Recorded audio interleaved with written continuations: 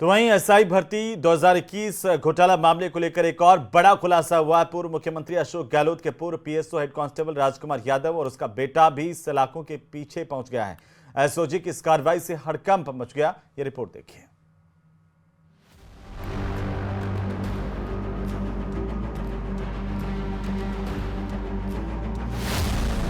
SI भर्ती के कितने राज, बेटे के लिए घोटाले का खेल, गहलोत का पूर्व पीएसओ गिरफ्तार।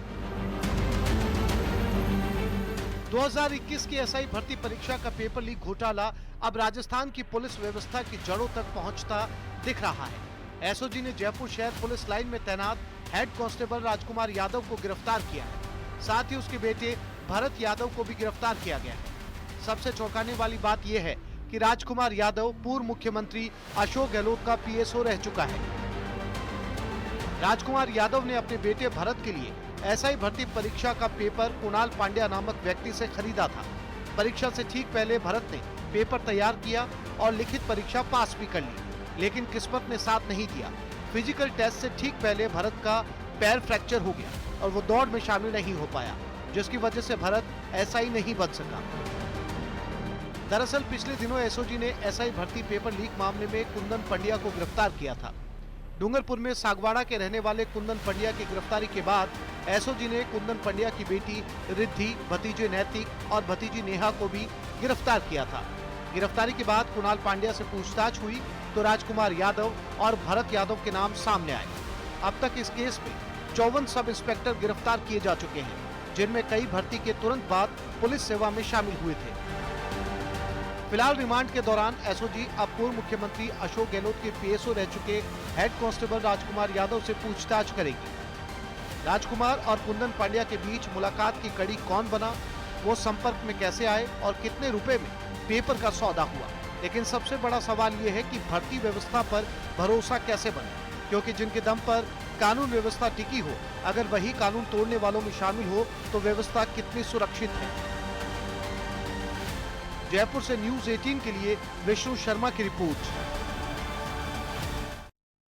तो वहीं अशोक गहलोत के पूर्व पीएसओ की गिरफ्तारी को लेकर के सांसद हनुमान बेनीवाल का बड़ा बयान सामने आया, जिसमें उन्होंने कहा कि एसआई भर्ती मामले में कई बड़े लोग मिले हुए हैं। पूर्व मुख्यमंत्री अशोक गहलोत की नाक के नीचे सब काम हुआ है।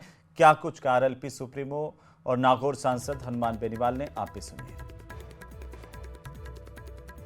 जाहिर है कि कांग्रेस राज के अंदर सारी करीब करीब भर्तियाँ वो संदेह के घेरे में थी और भारतीय जनता पार्टी सत्ता के अंदर आई है तो निश्चित रूप से इस राजस्थान के जवान को बरगला के और उनको एक भरोसा दिलाया कि हम सत्ता के अंदर अगर आए तो पेपर लीक की घटनाओं की जांच कराएंगे। रीट का जो एक पेपर रद्द हुआ था लेवल सेकंड का, उसमें आरएलपी पार्टी ने बड़े प्रदर्शन किए, लोकसभा के अंदर मामला उठाया और रीट लेवल सेकंड में रद्द कराया, लेकिन रीट लेवल फर्स्ट अभी भी रद्द नहीं किया। अगर रीट लेवल फर्स्ट की जांच होती तो इसमें कांग्रेस के कई बड़े नेता जेल के अंदर होते और एसआई भर्ती जिसमें 859 में से 500 550 करीब फर्जी थानेदार है और एक एक करके पकड़े जा रहे हैं। 2 आरपीएससी के मेंबर अंदर जेल के अंदर है। कई बड़े मगरमच्छ पकड़ने के बाद बीजेपी कर रही है, लेकिन दुर्भाग्य से बीजेपी ने इस भर्ती के अंदर एसआई भर्ती को रद्द करने के बजाय, आरपीएससी पुनर्गठन के बजाय इनसे हाथ मिला लिया लोगों से और ये एसओजी एक एक दो 4 करके लोगों को पकड़ रही है। इनके पास सारी तो वहीं खैरथल तिजारा जिले का नाम बदलने और मुख्यालय भिवाड़ी ट्रांसफर करने की मंजूरी ने खैरथल के बाशिंदों को आक्रोशित कर दिया है। किशनगढ़ बास से कांग्रेस के विधायक दीपचंद खेरिया ने तो यहां तक कह दिया कि अगर मुख्यालय कहीं और बनाया गया तो सरकार के लोग गांव में पैर नहीं रख पाएंगे। रिपोर्ट देखिए।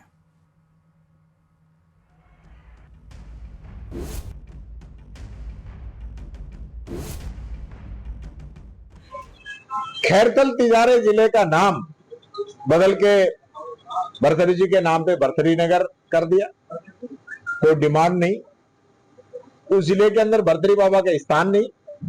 भरथरी बाबा का स्थान तो हमारे अलवर के अंदर है। पहले जिला एक था, उस समय कोई बात होती तो समझ में आता। खैरथल तिजारा का नाम बदलने पर कांग्रेस हमलावर है। नेता प्रतिपक्ष टीकाराम जूली आरोप लगा रहे हैं कि प्रदेश की बीजेपी सरकार की सोच विकास की जगह अब केवल लोगों का ध्यान भटकाने वाले कार्यों तक सीमित रह गई है। लेकिन आज अगर कहें कि बहरौर कोटपुतली या खैरतल तिजारा, उन दोनों जिलों के अंदर ही भर्तरी जी का स्थान नहीं है। महाराजा भर्तृहरि की तपोभूमि तो सरिस्का के अंदर है, तो उसका नाम बदलने का सीधा सीधा मेरा ये आरोप है दोनों ही मंत्रियों पे, राजस्थान सरकार पे, कि सिर्फ सीटीएच से ध्यान भटकाने के लिए इस जिले का नाम रखा गया है ताकि ये लोग डाइवर्ट हो जाएं।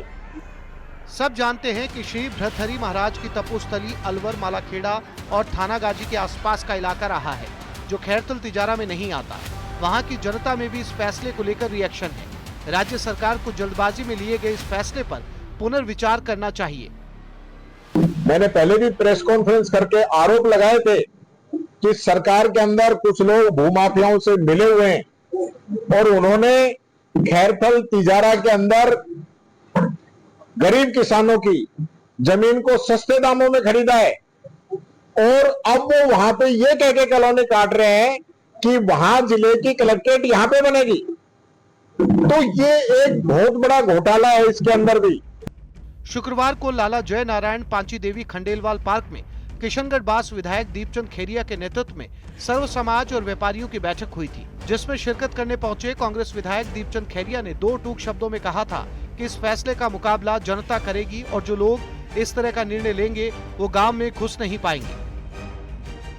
हमारा जो ये जिला आप ले जाना चाहते हैं, ले जाने नहीं देंगे, इसलिए इसको यही रखो। ये सबसे तगड़ी मांग तो है ये, और ज़्यादा करेंगे तो निश्चित तौर से जनता में ऐसा भ्रम पैदा हो जाएगा कि इनको नजदीक भी नहीं जाएगी। कोई पार्टी, कोई जाति, कोई धर्म की बात नहीं, हम सब एक साथ हैं। ये मुख्यालय खुला था, कांग्रेस शासन में हमें सौगात मिली थी, इसको यहाँ से किसी कीमत पर नहीं जाए। आपको बताते चले कि पिछली गहलोत सरकार ने 4 अगस्त 2023 को खैरतल तिजारा को नया जिला घोषित किया था।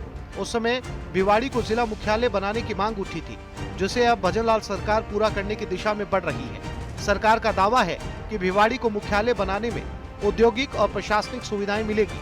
साथ ही भर्तृहरि नगर नाम से क्षेत्र की सांस्कृतिक पहचान और पर्यटन को बढ़ावा मिलेगा।